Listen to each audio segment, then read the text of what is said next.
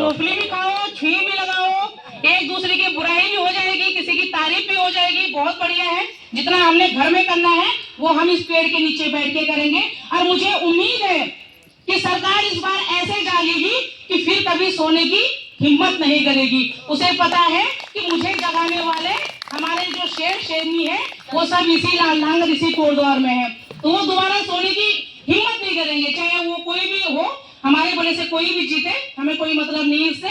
लेकिन मैं इतना जरूर जानती हूँ, जो उस कुर्सी में बैठ गया उसे लोकतंत्र का डर जरूर रहेगा। और हमें इस बार ऐसा डर उनके दिल में बिठाना है कि ये डर उनका सदियों तक नहीं जाएगा। वो सदियों तक सोचेंगे अगर हमने काम नहीं किया तो ये जनता हमारा बुरा हाल कर देगी, और हमें वही करना है। और बाकी इस रोड के लिए तो मैं सरकार से यही बोलूंगी, अब भी समय है, आप लोग समझ जाइए। कहीं ऐसा ना हो कि जनता ऐसे रोड पे आए कि भी हमने जो ये भक्ति भाव वाला जो हिसाब है ना, ये हम छोड़ के ढोलक चिमटा लेके, कहीं ऐसा ना हो कि हम मंत्रियों के घर पे बैठ जाए और उसके बाद वो चाय पकौड़ी भी बनाएंगे रोज, और रोज दक्षिणा भी देंगे कीर्तन मंडली को। और मेरा तो एक ही रहेगा, सारी कीर्तन मंडली विधायक के आवास में जाके बैठ जाएंगे, वही कीर्तन करेंगे।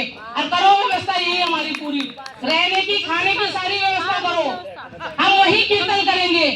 अभी तक अगर वो सोच रहे हैं कि हम पेड़ के नीचे बैठ के कीर्तन कर रहे हैं तो वो मजाक में ना ले, क्योंकि बहुत जल्दी हम उन्हीं के घर में कीर्तन करने वाले हैं।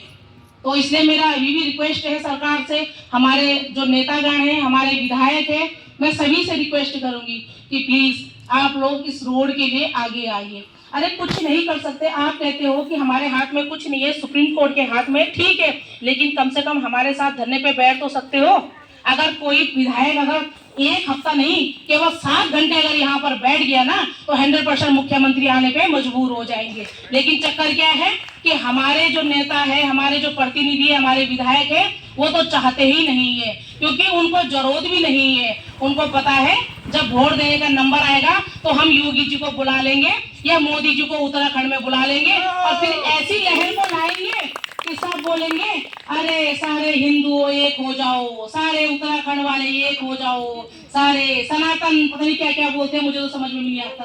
वो सारी चीजें बोल बोल के हमारे माइंड को ऐसे कर देंगे, फिर हम सब भूल जाएंगे, हम ये सड़क वड़क सब भूल जाएंगे, हम बोलेंगे नहीं नहीं सही बोल रहे हैं। तो इस बार ऐसा नहीं होगा। उत्तराखंड में मोदी जी आए चाहे योगी जी आए, पहले जिनके लिए तुम आ रहे हो, जिनके लिए तुम भीख मांग रहे हो, पहले ये रोड बना दो।